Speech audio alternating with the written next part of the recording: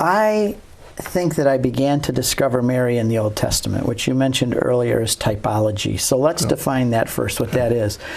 Augustine said very brilliantly that the Old Testament is the new concealed, the New Testament is the old revealed. In other words, there's a correspondence between these two. They depend upon one another. The Old Testament is looking forward and it's giving us pictures and images, people, places, and things that represent realities which will come in Christ. When you look back through the eyes of Christ, from the New Testament look back, you see all of that kind of pops into technicolor.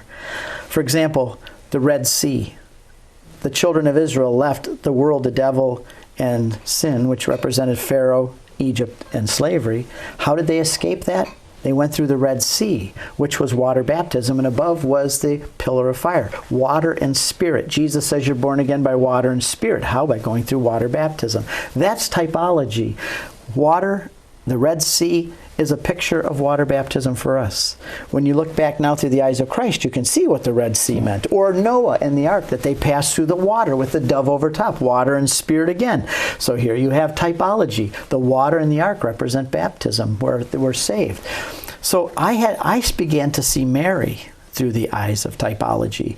I think that where it opened up was Cardinal Newman's little booklet, and he didn't write this booklet, it was a compilation of quotes. It's a wonderful book. And it was called Mary the Second Eve.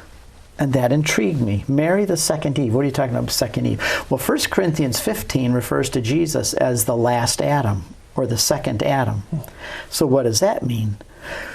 Well, if Adam was in a garden, and he was at the tree of life, and that he brought about death there, the new Adam, Jesus, was also in a garden at the tree of death, but it brought about life. See, it's the opposite.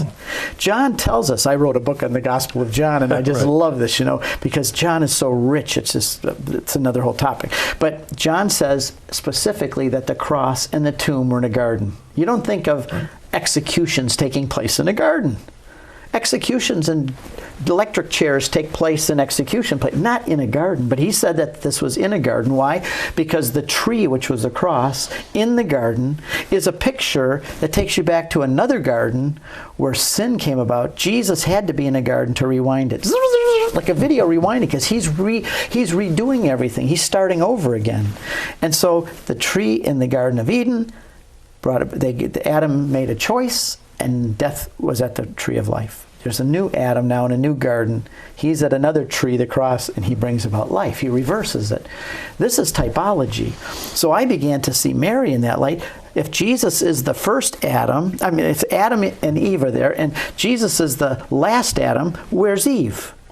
Is there an Eve in this garden too? Where's the Eve? Mary. Where's Mary? At the foot of the cross. She's at the foot of the tree.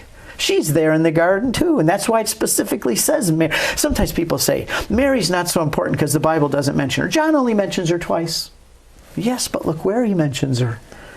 He mentions her in John 2 at the very beginning of his earthly ministry, and he mentions her in the garden with the last Adam. She becomes the second Eve in the garden with Adam at a tree, and they're bringing about life. The fathers of the church said that Eve in the first garden tied the knot of sin. And in the second garden, Mary untied the knot of sin and was participating with her son in the garden. Well, this is typology. My eyes started to open. Not only that, but it was exciting. Then I started digging in for more typology of Mary, more symbols. Okay, she's assumed into heaven. Where in the Bible do you find she's assumed into heaven? Queen of heaven? Where do you get that, Catholics? Funny thing is that when someone says, where do you find that in the Bible? The best answer is simple. Where do you find in the Bible? You have to find everything in the Bible. Right. But if it says the Catholic Church teaches she's assumed into heaven and made the Queen of heaven, how do you make sense of that? I went back to the Old Testament. What do the kings of Israel do? Well, the kings of Israel do what the kings of Israel do. And what is that? They appoint their mother as the queen, not their wife. Solomon had 700 wives and 300 concubines, 1,000 women living in his harem, in his palace. But he only had one mother. And in 1 Kings chapter 2, verse 19, the mother of the king, Solomon, walked in.